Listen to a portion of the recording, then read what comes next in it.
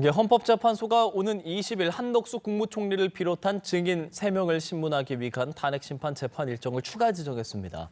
윤 대통령 측은 일정을 수용할 수 없다며 기일 변경을 요청한 상황입니다.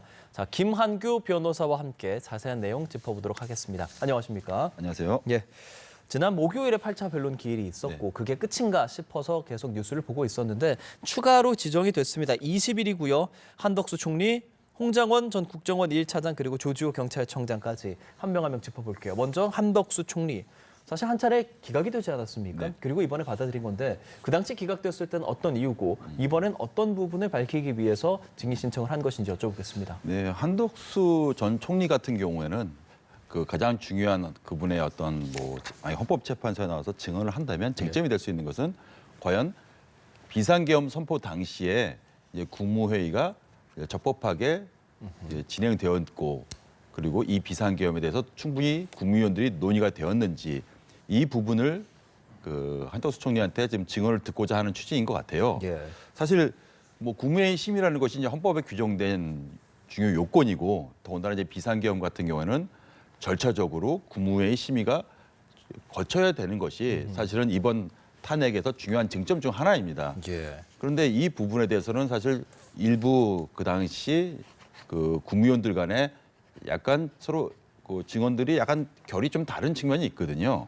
뭐 김용현 전 장관이라든가 이상민 전 장관 같이 사실 이제 윤 대통령 측에 좀 유리한 증언을 하신 분들 같은 경우에는 뭐 외견상 뭐 국무회의가 열린 것 같다 이런 취지로 증언을 했지만은 예. 사실 다수의 국무위원들은 그렇지 않다는 것이 이제 일반적인 의견이거든요. 간담회 이런 얘기도 했었죠. 예, 뭐 간담회고 뭐 어떻게 보면은 뭐 서로 간의 논의 과정이 아니고 이게 짧은 시간에 일방적으로 이제 비상계엄 얘기만 나왔다 이런 것이기 때문에 과연 이제 한덕수 총리가 그 헌법재판소에 나와서 증언을 한다면은 아마 소추인 측 그리고 윤 대통령 측은 과연 국무회의에서 어떤 얘기들이 나왔고 예. 얼마나 그 시간이 진행되었고 예, 다수 국무위원들이 이 비상계엄 선포에 대해서 각자 입장은 어땠는지 이에 관해서 뭐 상호간에 공방이 있지 않을까 이렇게 좀 예상됩니다. 예.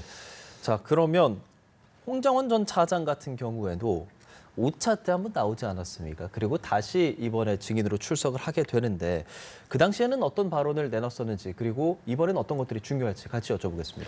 홍장원 전 국정원 차장 같은 경우는 이번 헌법재판 과정에서 어떻게 보면 이제 윤석열 대통령에게 가장 이제 불리한 증언을 그 하신 분으로 좀 보여지거든요. 그렇죠.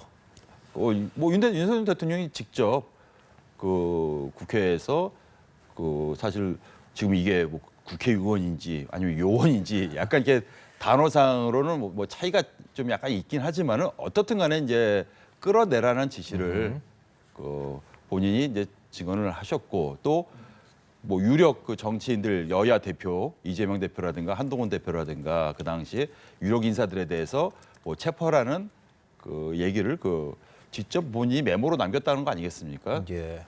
그래서 사실은 이런 부분에 대해서는 그 첫 번째 이제 증인으로 소환된 그날에서도 사실은 윤 대통령 측 변호인들이 굉장히 추궁을 많이 했어요. 근데 어떻게 보면은 왜 이번에 다시 불렀냐?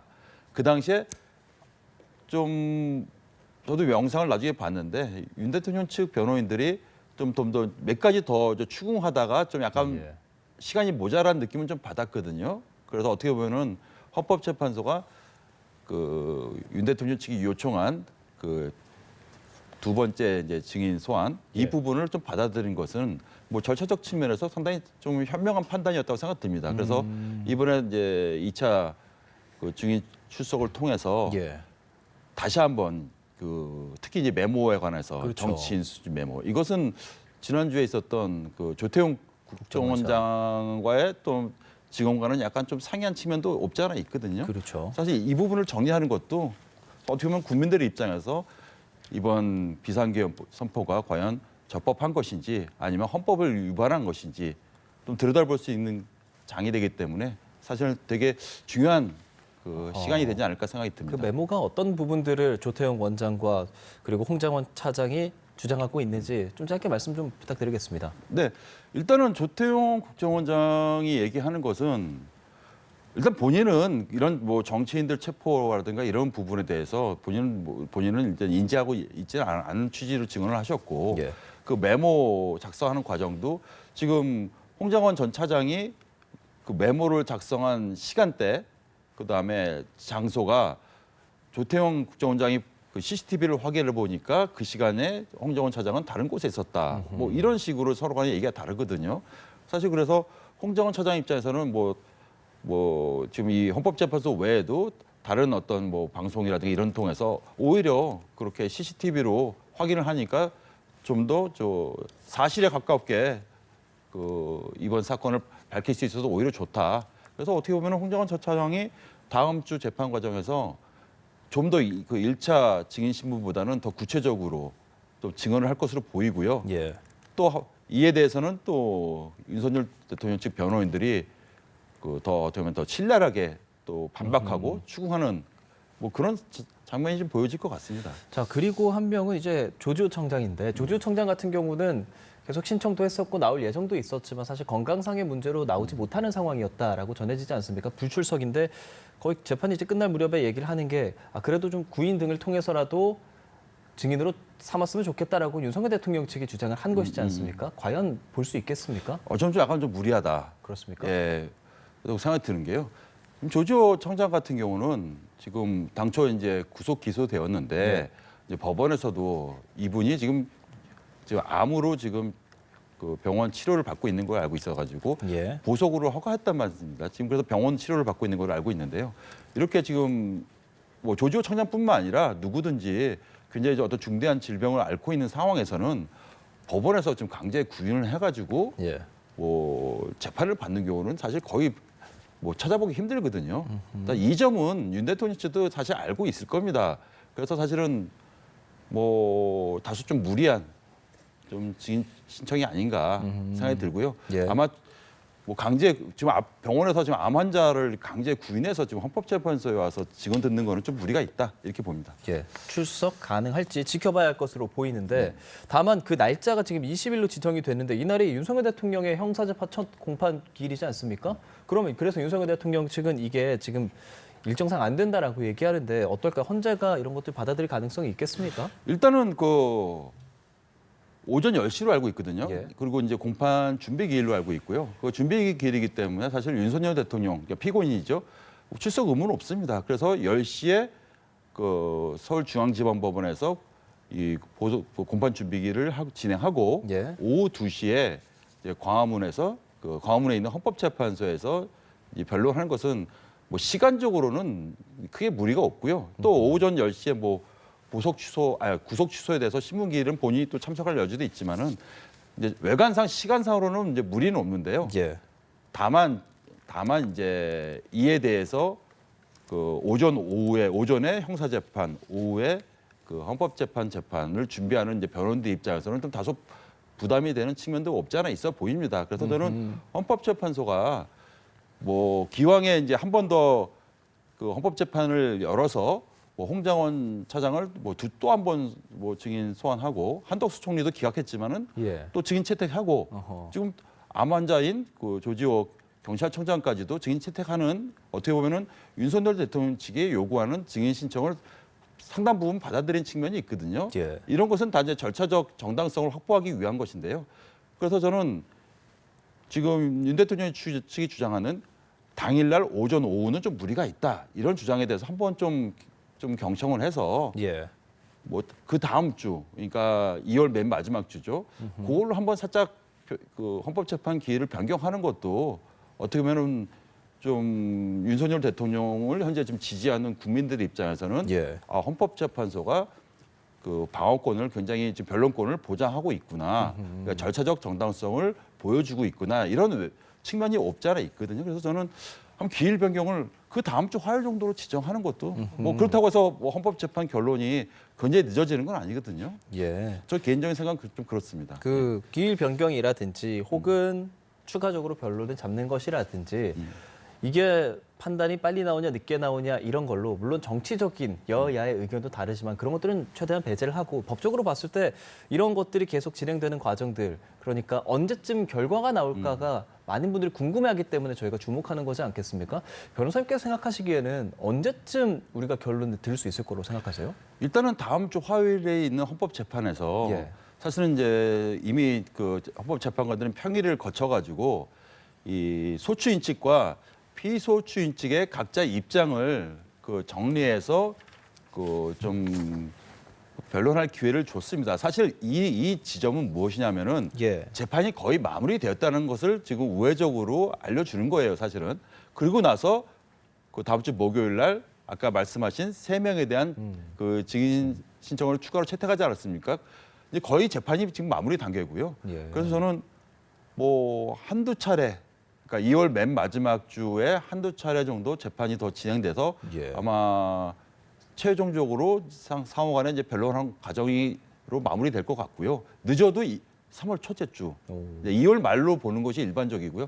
3월 첫째 주. 그래서 최종적으로 이 탄핵 결정은 예. 뭐 인용이 될지 기각이 될지 모르겠지만 그렇죠, 모릅니다. 탄핵 결정은 한 3월 중순으로 보는 것이 뭐 저뿐만 아니라 일반적인 어떤 법조계의 시각입니다. 알겠습니다. 그런 부분들 지켜봐야 할 것 같고요. 앞서 형사 준비 기일에 대한 이야기를 했습니다. 20일입니다. 윤석열 대통령은 참석해야 하는 의무는 없지 않습니까? 예, 의무는 없습니다. 다만 네. 헌법재판소에서 워낙 직접적으로 뭐 변론도 적극적으로 나서는 모습들을 보였기 때문에 혹시나 직접 나설 가능성이 있을까 이런 부분들도 주목되거든요. 어떻게 생각하십니까?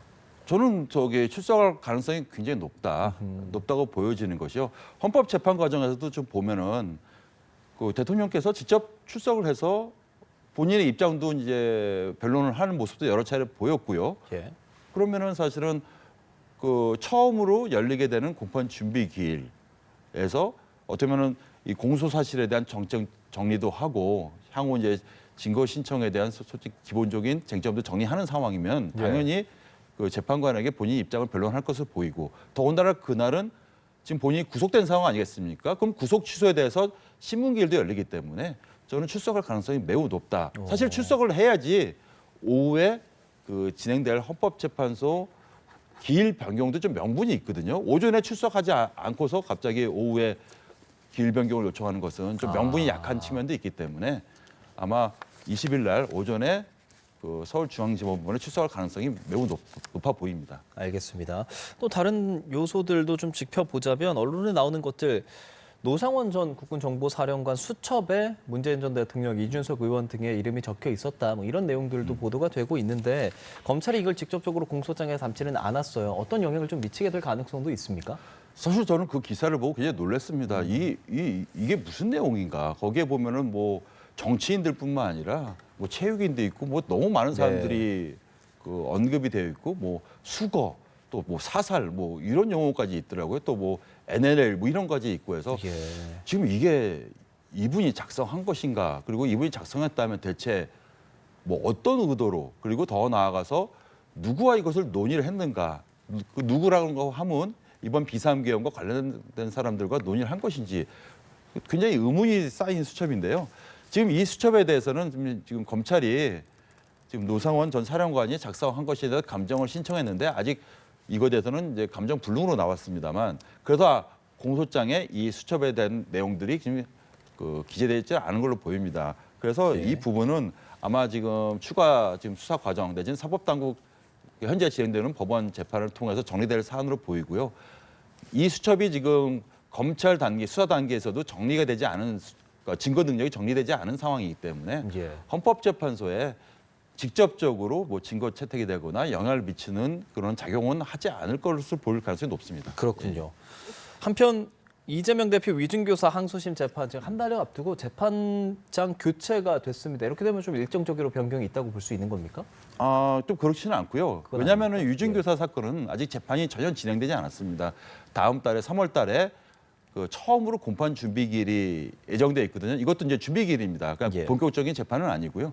그렇기 때문에 이제 재판부가 이제 변경된다고 해서 이 유증교사 사건이 뭐 지연되거나 그렇게 보이지는 않고 오히려 이제 2월 달에 그 재판이 이제 마무리될 것으로 보이는 이제 선거법 사건 이 부분이 아마 3월에 선고될 가능성이 높거든요. 예. 아마 이재명 대표도 요 유증교사 사건은 1심에서 더군다나 무죄가 나온 사건이에요. 그렇죠. 그래서 유죄 나온 어떤 선거법 사건에 좀 전념하지 않을까 좀 이렇게 보입니다.